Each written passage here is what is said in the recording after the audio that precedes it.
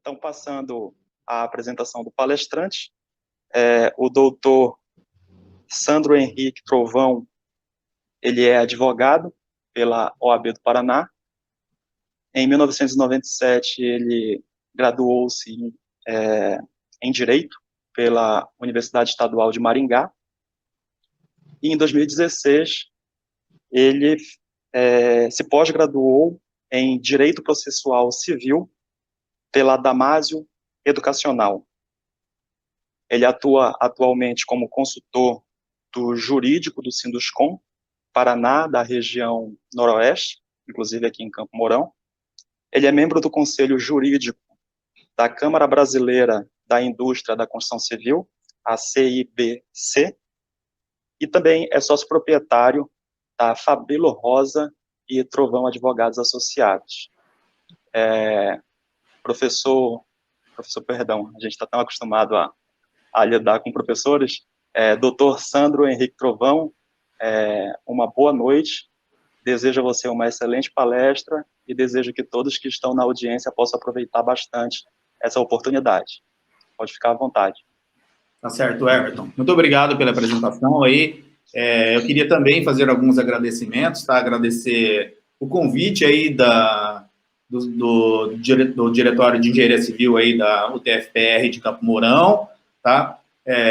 Agradecendo aí os professores que eu conheci, né? O professor Valdomiro, Wesley, você, Everton, a Vera, e também gostaria de agradecer ao pessoal do Centro Acadêmico, em especial a Thaís, que me transmitiu esse convite de vocês aí, tá? Para a gente estar conversando com vocês aqui um pouquinho, fazendo um link aí do nosso ramo jurídico com a atividade profissional de vocês e a atividade profissional que esse pessoal que está nos assistindo escolheu, né?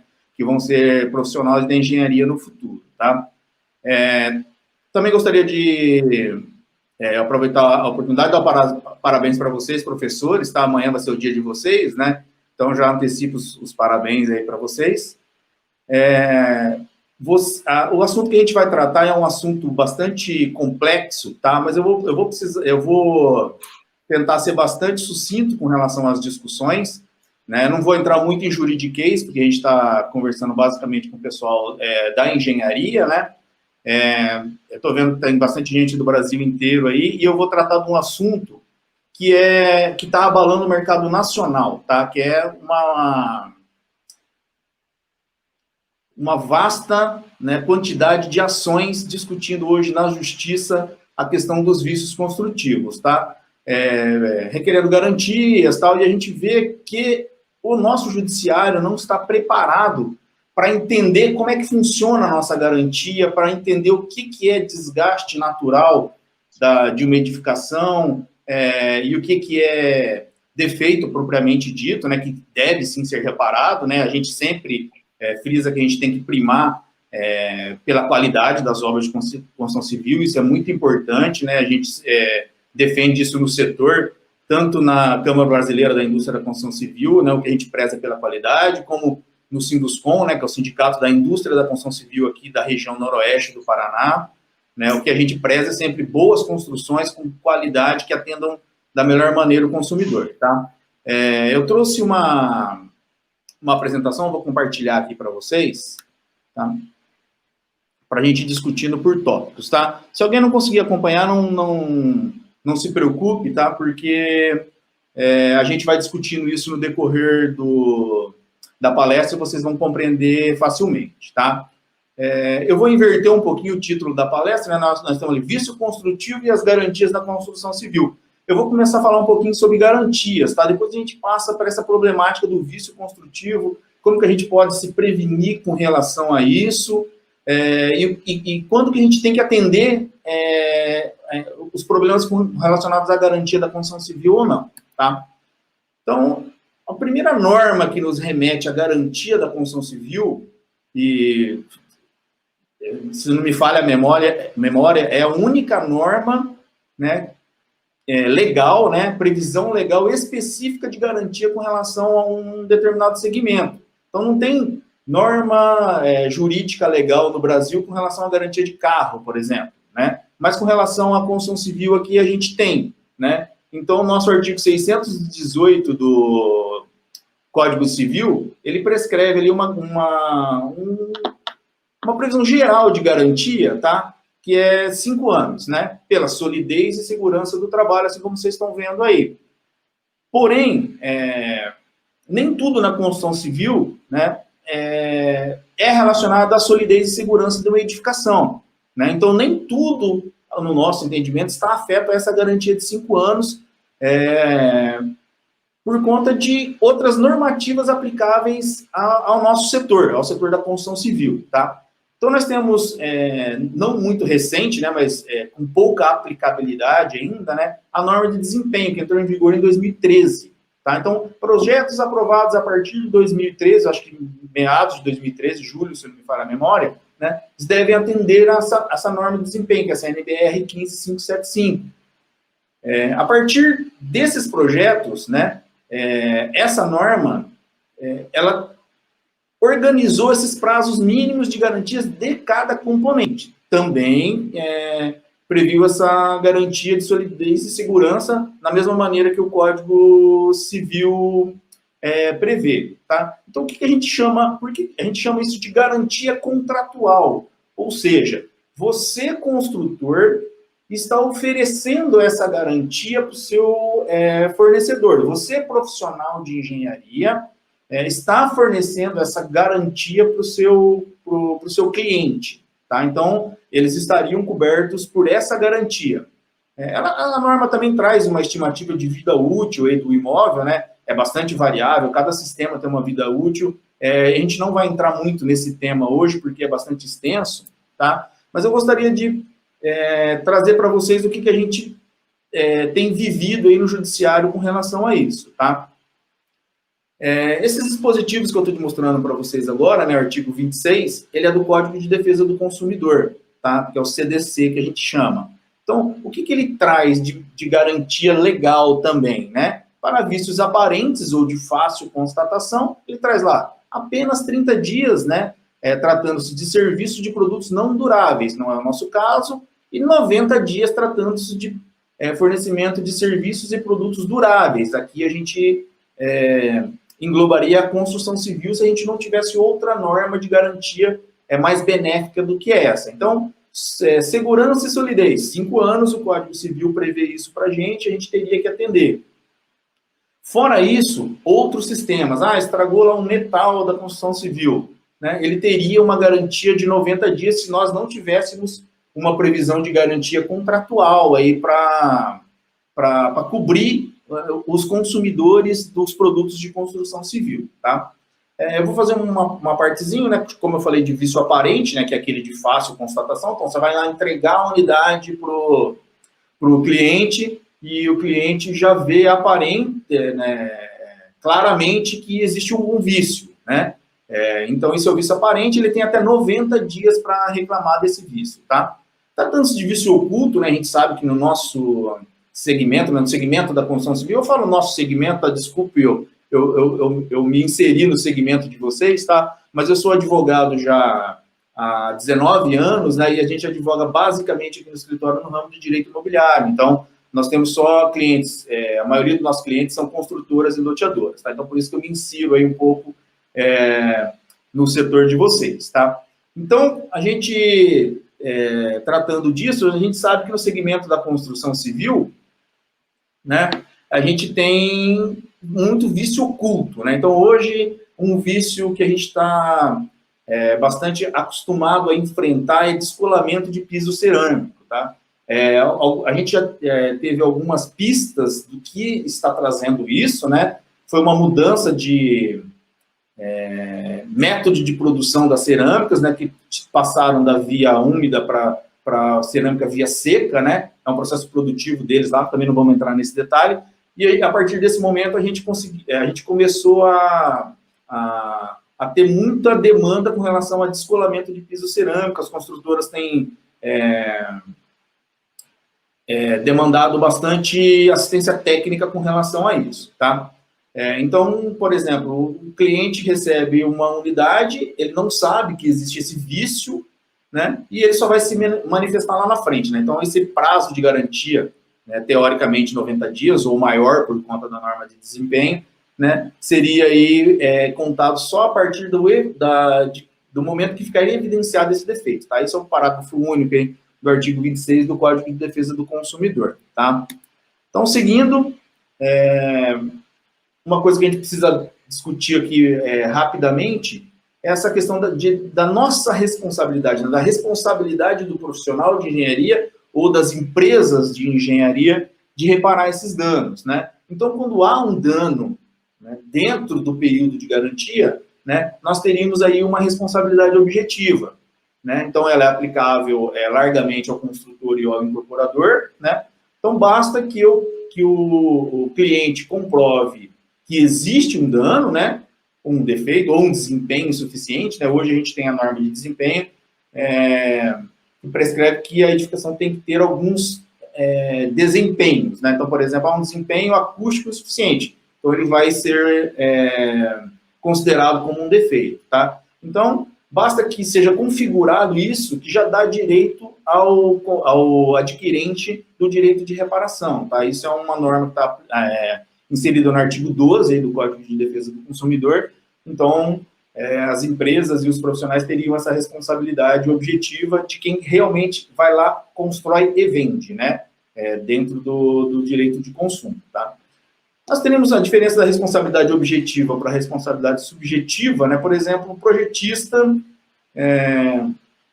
que executou os projetos, mas não ele elaborou os projetos, mas não executou a obra, né? Então, não está tendo desempenho acústico suficiente porque o material aplicado não foi seguido pelo construtor, responsabilidade objetiva. Não foi o projeto que é deficiente, né? Então, essa responsabilidade já não é objetiva, tá? Então, para responsabilizar quem fez o projeto lá atrás, né? Então, nós teríamos aí a responsabilidade subjetiva, né? Então, nós precisamos fazer a prova da culpa, que a gente chama, tá? Para gerar um direito aí de indenização contra o profissional liberal, né? Então, é aplicável aí ao projetista que não é a empresa, não estaria inserido aí nas normas do Código de Defesa do Consumidor com relação à responsabilidade objetiva propriamente dita, tá?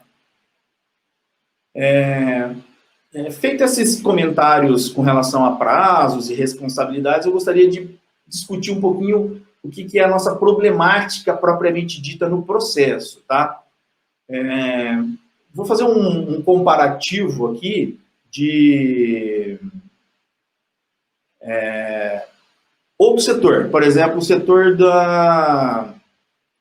automotivo, né? Então, nós temos lá desgaste de freio, por exemplo. A gente sabe que isso não é um defeito, é um desgaste natural, né? Pneu, a gente sabe que ele vai desgastar. Então, mesmo que o carro esteja dentro da garantia, a gente entende, nós consumidores entendemos que há um desgaste natural, do óleo, que a gente tem que trocar, tal.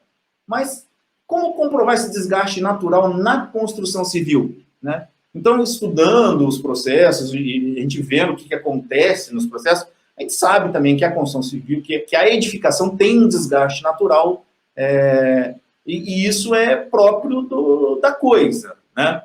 Eu estou usando como exemplo aqui as fissuras, né? Então, fissura é desgaste natural? Então, nós temos muita dificuldade para comprovar isso nos processos, por exemplo, né? Para começar, os processos, as pessoas já chamam fissuras de rachadura, né? Para dar uma envergadura maior ao problema, né? Então, mas nós sabemos que há definição técnica do que é uma fissura, né? Então, a fissura é natural? Quando que ela é natural? Então, a fissura é coberta pela garantia? Qual que é o prazo dessa garantia? É os 5 anos? Essa fissura ela afeta a segurança e solidez da obra ou não, tá? Então, há critérios para a gente analisar se a fissura é um desgaste natural ou é um vício construtivo, né? Então, a espessura é relevante? A gente sabe que sim. Então, a gente tem um pouco de dificuldade com relação a isso, né, de convencimento do judiciário, tá? Então, o juiz é uma pessoa leiga com relação à construção civil, muito sábia com relação ao direito. Então, nós temos que levar isso ao juiz, né, e convencê-lo de que o desgaste natural pode acontecer de várias maneiras, né? Então, uma fissura pode ser um desgaste natural, né? Uma trinca pode não ser um desgaste natural. Então, precisa muito do profissional de engenharia, tá? Isso, inclusive, é um nicho muito grande, está sendo explorado já por vários profissionais do ramo. Hoje, aqui, eu sou de Maringá, né? Aqui em Maringá, nós temos já muitas empresas especializadas em análise de edificações, né? Elas são contratadas ou por construtoras para aferir se aquilo é um desgaste natural ou se aquilo é um defeito que ela precisa prestar garantia, e muitas vezes também ela é contratada por consumidores, né? Para elaborar um laudo para até fundamentar uma eventual ação judicial ou um pedido de garantia para a construtora, tá? Mas onde consta o prazo de garantia de fissura, né? Então, ele não está previsto na lei, isso não existe na lei. Nós vimos ali que a lei prevê 5 anos para vícios construtivos que afetem a segurança e solidez da obra. Sabemos, pela literatura de engenharia, aí, que fissura não traz um risco à segurança e solidez da obra. Muitas das vezes ela é solucionada pela simples manutenção do imóvel, né? Então, lá nós temos uma fissura, ela é superficial, ela atinge simplesmente a camada de argamassa ou, às vezes, só a massa corrida e pintura, e ela é solucionada pela simples repintura, né? Que é uma manutenção periódica do imóvel, que isso tem que acontecer. O problema é que, muitas das vezes, o nosso cliente de construção civil não entende isso. Ele não entende como o cliente da montadora de veículos, que a cada 6 meses ele precisa trocar o óleo do carro, mesmo que ele não usou, né? Eu tenho aqui ações no escritório de apartamentos que nunca foram usados, né? E ficaram lá fechados 3 anos, né? Com ações alegando que o apartamento nunca foi usado e existe fissura na parede, né? Porém, sabe que pode ser ocasionada pela variação térmica dentro da unidade, pela movimentação natural da edificação, pode causar isso. Isso eu aprendi com os engenheiros que são meus clientes aqui, tá? Então, a gente vê bastante disso, né? Então, a gente procura defender esse desgaste natural, né? Desconfigurar ele como vício construtivo.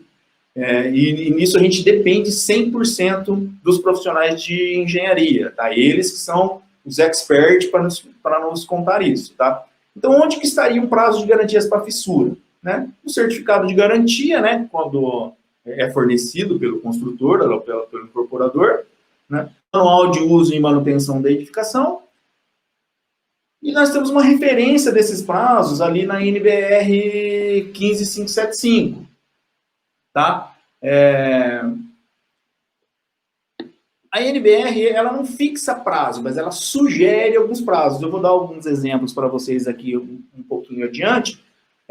Porém, quando você fornece um manual de uso e manutenção da edificação, e lá você consta o que é garantia, quais são os prazos de garantia de cada sistema, é uma garantia contratual. Você está oferecendo essa garantia ao seu cliente, né? Então, provavelmente lá, você vai constar lá que a fissura visível até 1 metro de distância tem garantia de 1 ano, né? Então, surgiu a partir do habite-se e antes de completar a edificação completar 1 ano, estaria coberto pela garantia, a construtora teria lá que reparar pela responsabilidade objetiva que a gente viu, né? Então, surgiu a fissura, não vamos nem ver de quem que é a culpa, vamos ir lá e vamos reparar, tá? Então, é mais ou menos isso que a gente vê. Isso daqui é uma foto, né, para ilustrar um pouquinho, tá? Talvez eu possa estar cometendo algum erro de engenharia aqui, tá? Me desculpem, tá? Mas eu trouxe só para ilustrar. Esse aqui é um caso concreto que a gente tem aqui no escritório, tá? Então, esse prédio é um prédio que teve habite-se em 28 de julho de 2011, né? Em 26/4/2016, né? A primeira foto aí, né? Ele apresentava essa fissura ou trinca, não sei como é que não tenho a medida dela aqui para a gente poder qualificar ela corretamente, né? Mas o prédio já estava há quase 5 anos sem nenhuma manutenção. Então, por que surgiu essa fissura? É um vício construtivo, né? É um desgaste natural da edificação que não foi reparado porque não houve manutenção preventiva nesse prédio, né? Aí, em 2018, né, 6/2/2018, quando o processo já está andando, essa foto é uma foto que foi tirada no processo, logo no laudo que foi usado para fundamentar o processo, ela já tinha se agravado muito, né? E mesmo que na foto de 2016 fosse responsabilidade do construtor, olha o custo para reparação agora e olha o custo para reparação na época, né? Então, na época, não foi feita a manutenção preventiva, não foi reclamado pela construtora, e anos depois, quando entrou o processo, estava nessa situação alarmante, já as pastilhas já estavam descolando, causando risco aos transeuntes que passavam por baixo ali dessa parte, tá? Então, é só um exemplo que eu estou trazendo para vocês, para a gente ver como faz bastante diferença a manutenção preventiva e a comprovação de que essa manutenção não foi feita em processos que reclamam por vícios construtivos, tá?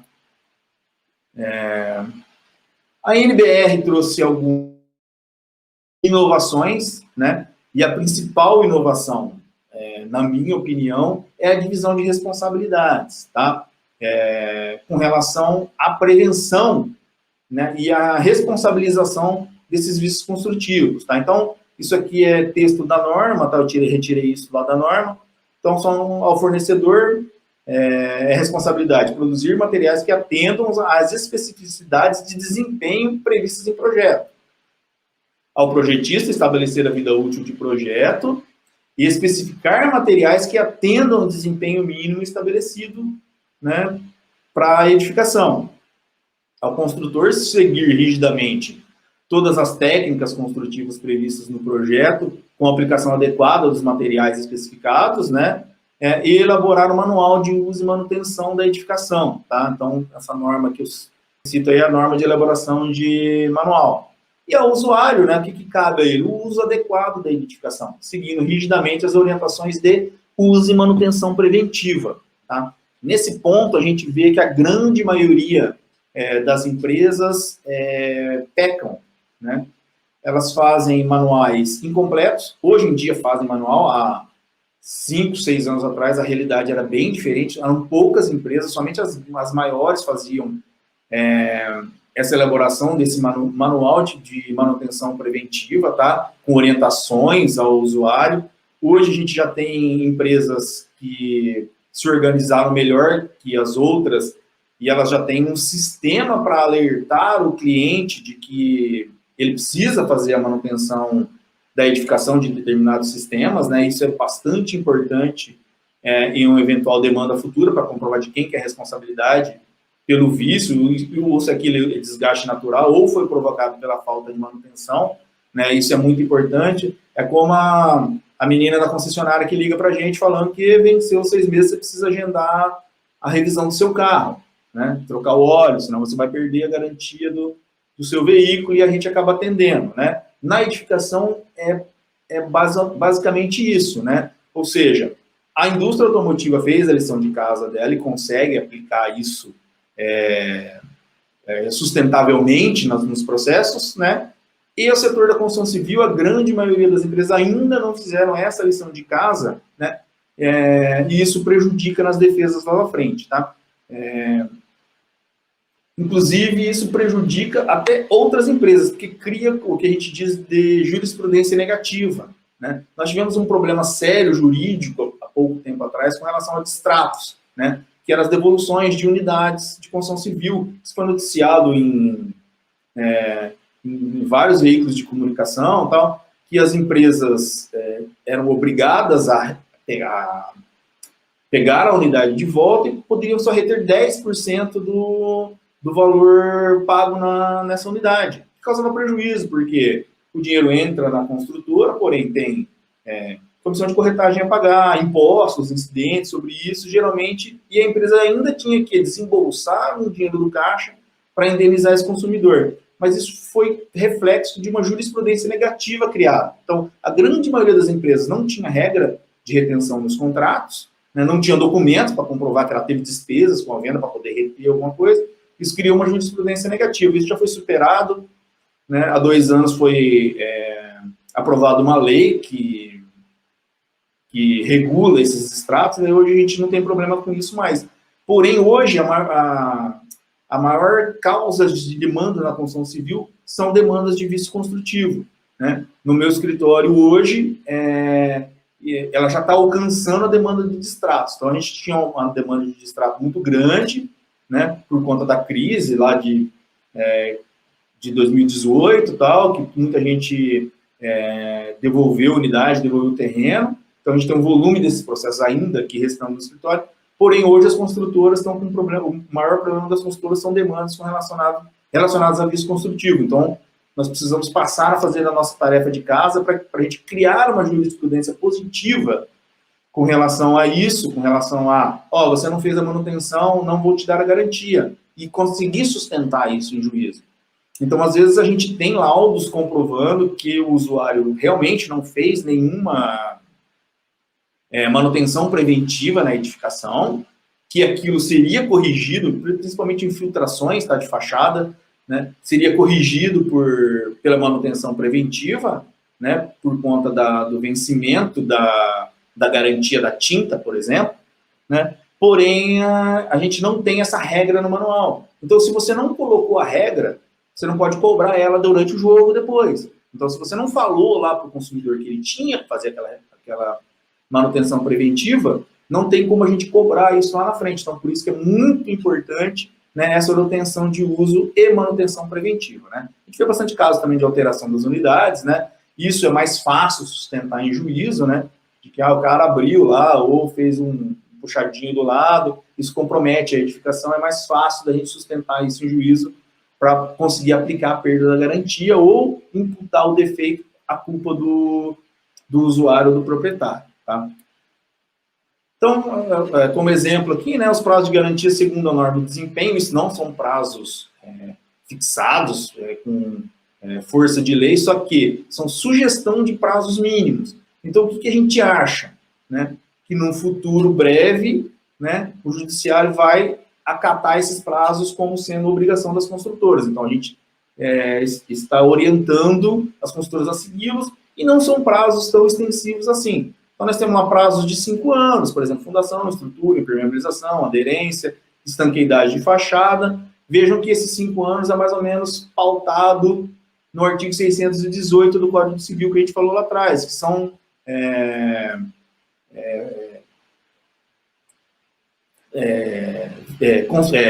elementos construtivos que irão afetar a segurança e solidez da obra, tá? Aí nós temos prazos lá, por exemplo, de 3 anos, né? Funcionamento de instalação elétrica, por exemplo, funcionamento de instalações hidrossanitárias, né? Fissuras em revestimentos argamassados, né? Com prazos de 2 anos, né? Pintura, né? Que é o que a gente estava falando aqui, que é uma grande maioria dos casos, tá? Fechaduras, ferragens e metais sanitários, equipamentos elétricos, tá? Com relação a esses equipamentos elétricos, fechaduras, ferragens, metais sanitários, eu tenho uma observaçãozinha a fazer com relação ao vício aparente. Então, isso é facilmente danificado pela limpeza. Então, é muito importante que na hora que você for entregar a unidade para o seu cliente, né, você tenha um checklist bem rígido, bem detalhista, de que essas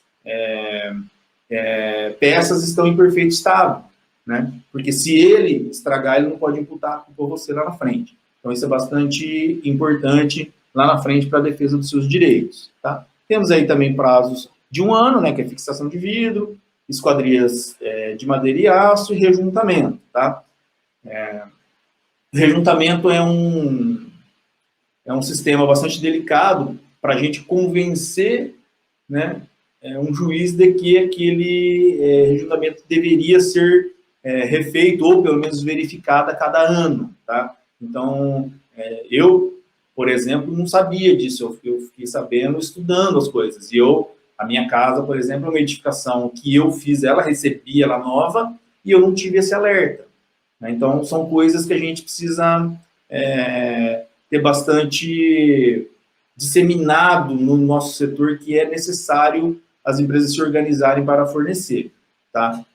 O nosso cliente não vai adivinhar que ele precisa fazer essa manutenção. Se a regra não está posta, depois a gente não vai poder cobrar isso, tá? E para convencer um juiz, raramente a gente vai conseguir também, tá?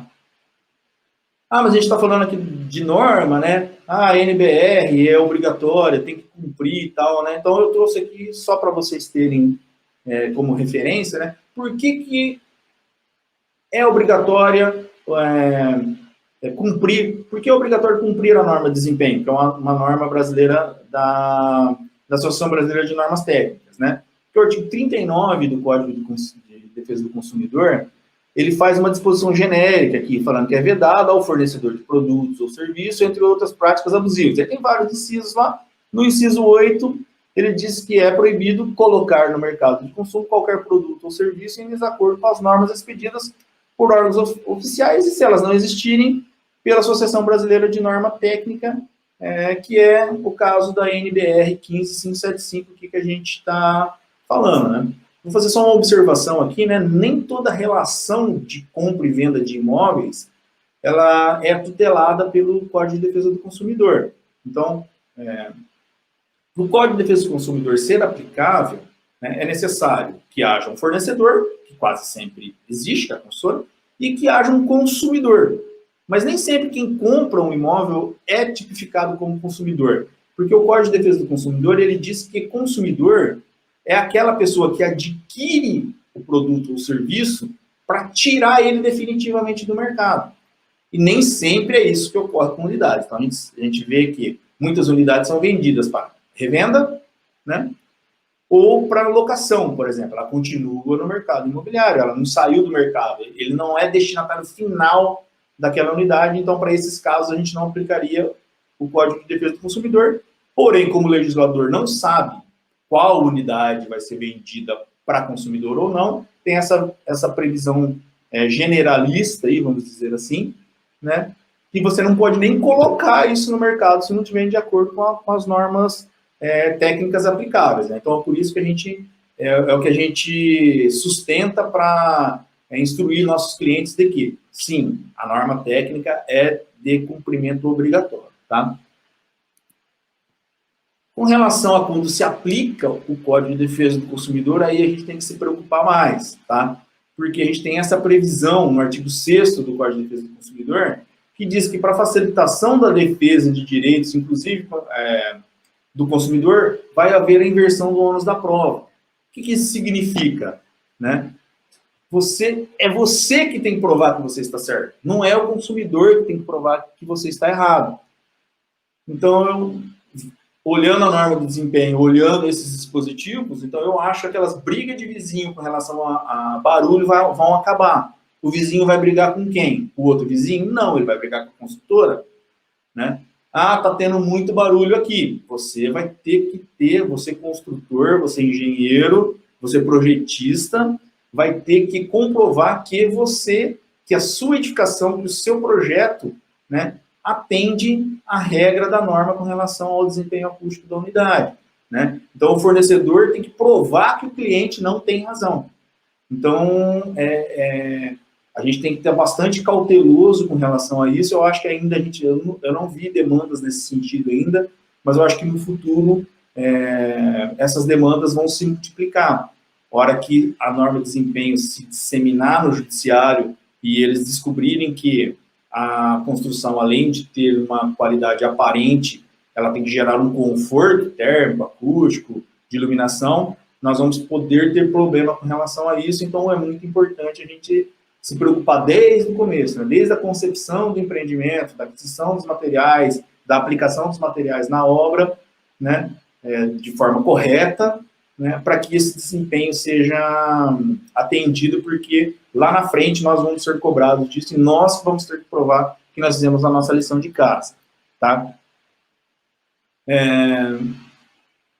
Uma observação que eu queria fazer para vocês, que é importante aqui para a gente se balizar, né, é a questão do vício oculto e a garantia quando ainda há vida útil disponível. Então, a norma de desempenho traz os prazos de vida útil, né? E o judiciário entende que o vício oculto, né, ele deve ser coberto pela garantia se ele aparecer durante a vida útil do produto, né? Então, revestimento de piso cerâmico, se não me falha a memória, a vida útil é 12 anos. Então, se tiver problema durante esse período, se for vício oculto, você assentou o piso cerâmico, não fez camada dupla, fez camada simples, funcionou, tá tudo certo, funcionou 10 anos, no décimo, dentro da vida útil ainda, ele solta, desplaca e aparece com um vício oculto lá, ou seja, você não fez a sua tarefa de casa, não fez certinho, você terá que prestar garantia, apesar do prazo de garantia do piso cerâmico já ter se inspirado. Tá? Então, isso é um cuidado que a gente precisa tomar e um alerta que a gente faz para vocês, que lá na frente estarão aí entregando unidades luxuosas. Tá? Estou chegando no meu final aqui, meu prazo está se esgotando, tá? Então, eu tenho alguns alertas a fazer, pontos importantes para a concessão de garantia, tá? Então, é muito importante que você informe o seu cliente que ele tem restrição quanto à utilização, né? Então, tem laje que tem peso que suporta até X de peso, tem que alertar o seu cliente, você não pode cobrar isso dele se você não alertou ele da utilização indevida, né? Restrições contra reformas que alterem a edificação. A gente vê bastante o pessoal cortando manta de isolamento acústico, até mesmo de impermeabilização, causando problema nesses sistemas, né? Isso tem que estar bem alertado no manual. Alertas da obrigatoriedade do cumprimento do cronograma de manutenção para ter direito à garantia. Apesar de você ter que fazer o alerta, obviamente que você tem que fazer o cronograma de manutenção, isso é muito importante também, tem que entregar esse cronograma de manutenção para o seu cliente, para ele poder ter direito à garantia. Se ele não cumpriu, isso você não vai dar garantia. Vou fazer o link com o carro lá de novo, né? Então, se não trocou o óleo, você não tem garantia. Isso é bastante sustentável juridicamente, tá? Exigir que eles arquivem, façam o registro, né? Com documentos que comprovem a manutenção e, principalmente, as que devem ser prestadas por empresas capacitadas especializadas, né?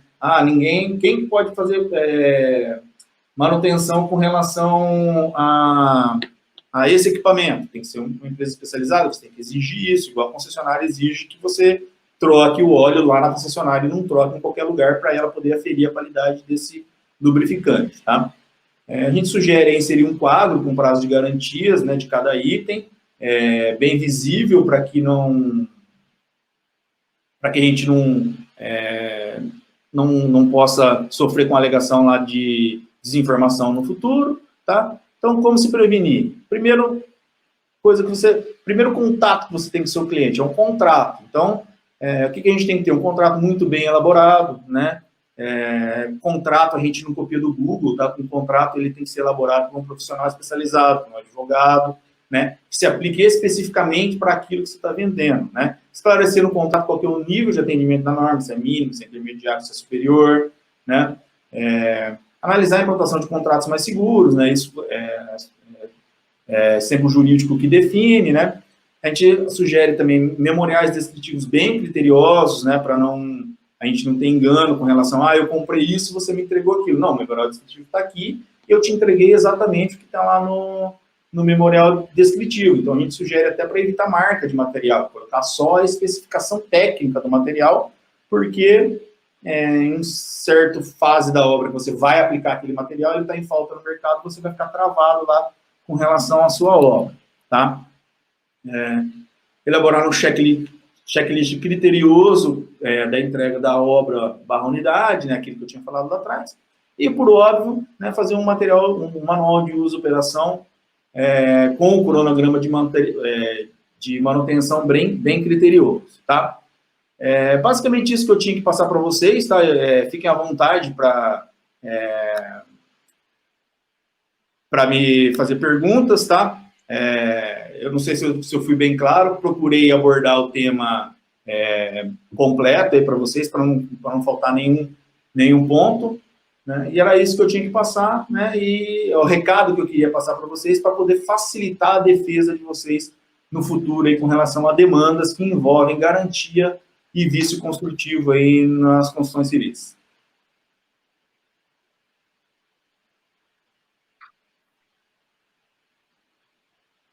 Professor, temos algumas perguntas ou não? Podemos passar por essa fase?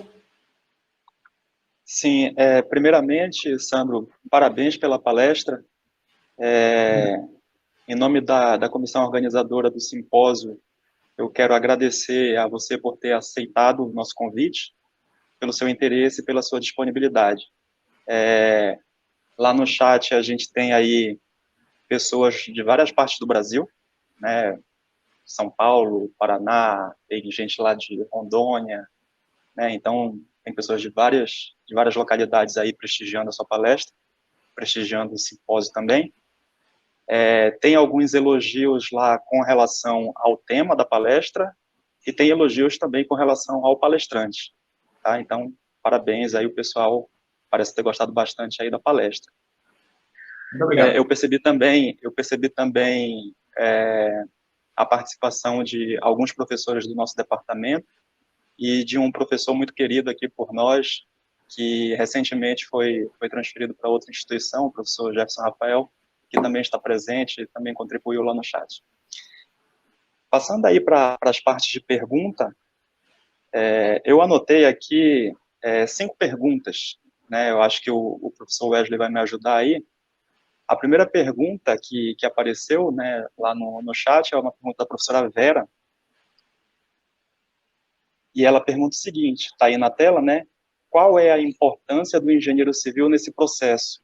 E aí, se você me permite, se a professora Vera também me permite, eu gostaria de complementar essa pergunta no sentido de quais são as dicas que você poderia dar ao estudante de engenharia civil no que diz respeito a esse tema, ou seja, como é que esses alunos poderiam se aprimorar, né, para atuarem de forma mais consciente nesse ramo aí que você apresentou e que é um ramo super interessante.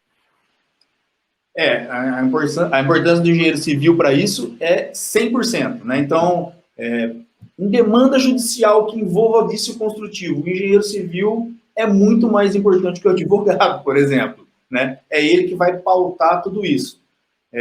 Mas com relação à profissão, né, eu acho que o engenheiro civil é extremamente importante para pautar a qualidade da obra, que lá na ponta isso que vai ser importante para a sociedade em si, né? A gente vê aí um leque muito grande para engenheiros especializados em vício construtivo, né? Tanto para reparar esses vícios construtivos, atuar nessa reparação de vícios construtivos, como para atuar nessas demandas relacionadas a vício construtivo, onde tanto o consumidor precisa de um profissional para dizer se aquilo realmente é um vício construtivo, se compromete a unidade dele ou não, quanto a construtora também, que precisa comprovar que aquele vício construtivo não é responsabilidade dela, ou é culpa exclusiva do consumidor, ou falta da manutenção adequada. Tal. Então, o engenheiro civil nessa é crucial, muito importante. Obrigado, Sandro. Acho que a professora Vera também agradece. A próxima pergunta que nós temos é a pergunta é uma aluna aqui do nosso campus, a Poliana Canassi, né?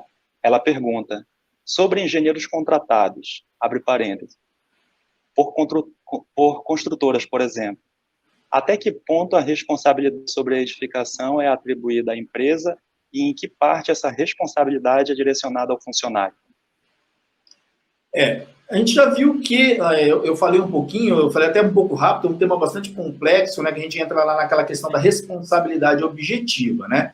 Então, a responsabilidade pela reparação civil, tá? A gente está falando aqui só de indenização civil, a gente não está falando de responsabilização criminal e penal. Desabou uma obra lá, nós só estamos falando da reparação civil, né? Não estamos falando da reparação criminal, tá? Vamos pautar a nossa conversa assim.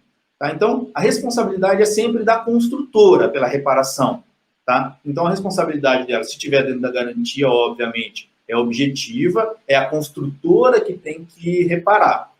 É impossível o engenheiro que tem a responsabilidade técnica da obra, lá um funcionário da construtora, ser demandado por esse vício? Não, é possível.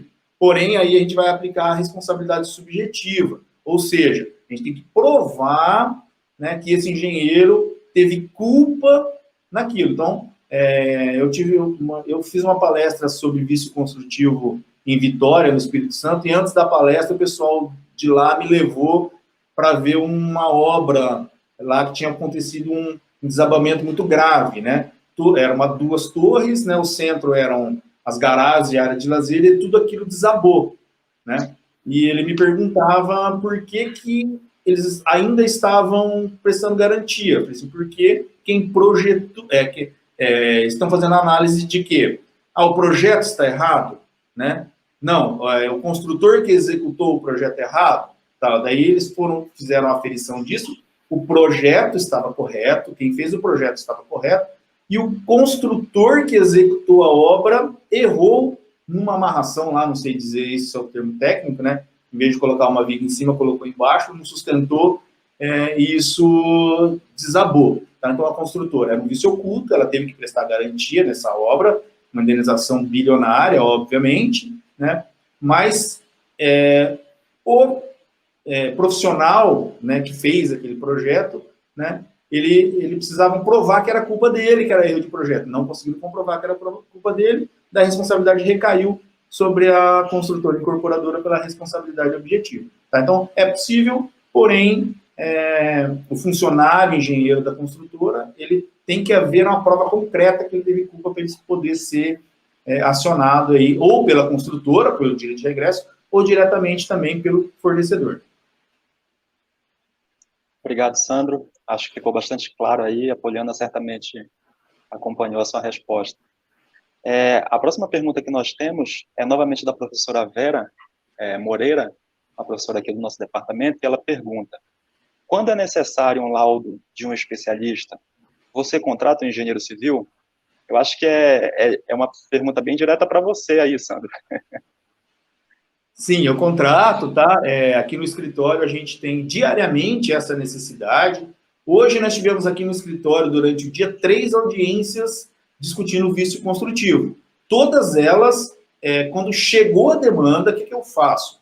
Eu aconselho ao meu cliente eu quero já, para eu fazer a minha defesa, eu quero que você contrate um engenheiro especialista nisso, em vício construtivo, né, em patologias de edificação, né, para ele me orientar, porque às vezes a construtora está errada, eu não vou lá ficar dando burro em ponto de faca, eu vou lá e faço acordo, eu presto assistência que tem que prestar, tá? Então, sempre eu preciso de um engenheiro para me dizer que aquilo ali realmente não é culpa da construtora, ou se realmente é culpa da construtora.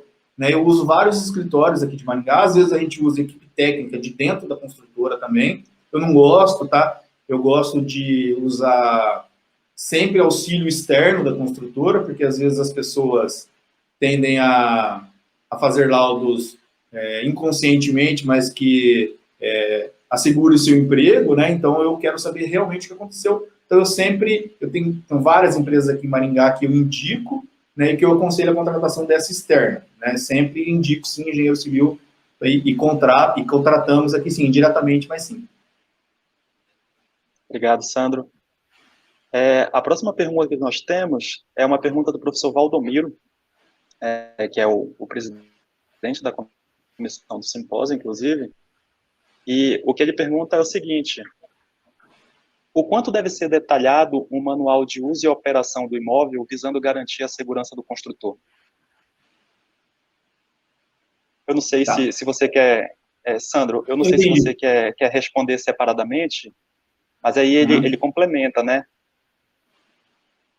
A manutenção recomendada pela construtora deve ser feita por empresas especializadas indicadas por ela, ou o consumidor pode fazer por conta própria? Tá, vamos por parte, então. Eu acho que o manual, ele não pode ser simplório demais, a ponto de faltar orientação para o consumidor, mas ele também não pode ser extenso demais ao ponto de desestimular a leitura do manual, né? E eu já fiz um curso de elaboração de manual, que eu queria aprender como elaborar um manual para eu poder saber como é que defender as empresas, tá? E eu vi que é necessário, às vezes, que o manual seja muito extenso, sim, tá? Porque ele precisa abarcar todas as possibilidades. O cliente precisa saber, né? Onde ele pode furar uma parede, onde ele não pode, qual é a manutenção que ele tem que fazer, o que ele desliga para trocar o chuveiro, onde que desliga. Então, isso é muito importante, tá? Com relação ao conteúdo do manual, é basicamente isso, tá? Ele tem que ser bem criterioso. Com relação à segunda parte da pergunta do professor, eu entendo que nós poderíamos fazer igual as concessionárias fazem. Você tem que fazer manutenção do seu carro e tem que ser aqui. Então, eu acho que as construtoras também, porque a regra é a mesma para todo. O Código de Defesa do Consumidor é um só para automotivo e para construção civil.